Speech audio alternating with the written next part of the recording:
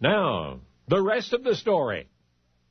For a whole lot of people throughout the world, the game of chess is serious business. The Fischer-Spassky World Championship Tournament in 1972 focused international attention on the profundity of chess. There were 21 games in that tournament, took weeks to play. Now, imagine one game, a single game of chess lasting 2 years. There was such a game. It began in 1883 and ended in 1885. 2 chess teams competed by correspondence, by mail. Now, any opposing chess teams or even individual competitors in chess are referred to for scoring purposes simply as white and black. So, in this historic competition, white, which always moves first, advanced the king-pawn 2 squares. That's pawn to k4 in the official records. Conservative. Black's response was to advance the queen-bishop pawn 2 squares, pawn to qb4. This is the Sicilian defense in its early stages, one of the better-known defenses. White moves knight to qb3. Black answers pawn to k3. It's evident about now to any experienced chess player that both teams know what they're doing, because presently the vital central squares on the chessboard have fallen under attack. In the 7th move, Black's bishop simultaneously nabs a white knight and places the white king in check. White counters with the only remaining knight and captures the attacking bishop.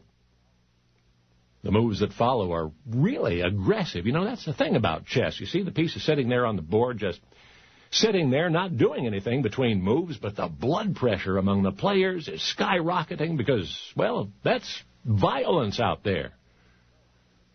By the end of the 12th move, Black is clustered in its kingside quadrant, and then the fireworks begin. A white bishop takes a black knight. A black pawn takes a white bishop. White's 15th move was one of those during which the opponent's heart stops beating, a lengthy diagonal sweep of the queen, which is the most powerful piece on the chessboard. But Black was lying in wait. Black's 21st move, rook to k5, has trapped the hapless white queen behind enemy lines. Move 22 brings both black rooks to the same file. That's a deadly combination of force, and when at last, by the 26th move, White realized that the queen was lost. White resigned. The game was over. Now, the abbreviated account of which you've just heard barely captures the drama of that 2-year ordeal for those 2 chess teams. Often with weeks between moves, the pressure for both must have been unbearable. It's well known that many of the greatest chess players of the past were plagued by emotional instability.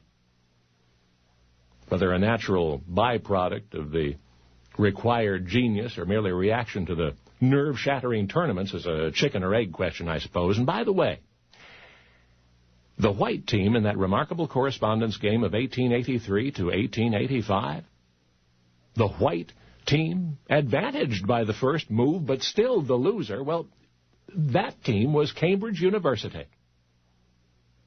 And the black team, the winner of that incredible 2-year chess game by mail, that was England's Bethlehem Royal Hospital, otherwise known as Bedlam Insane Asylum.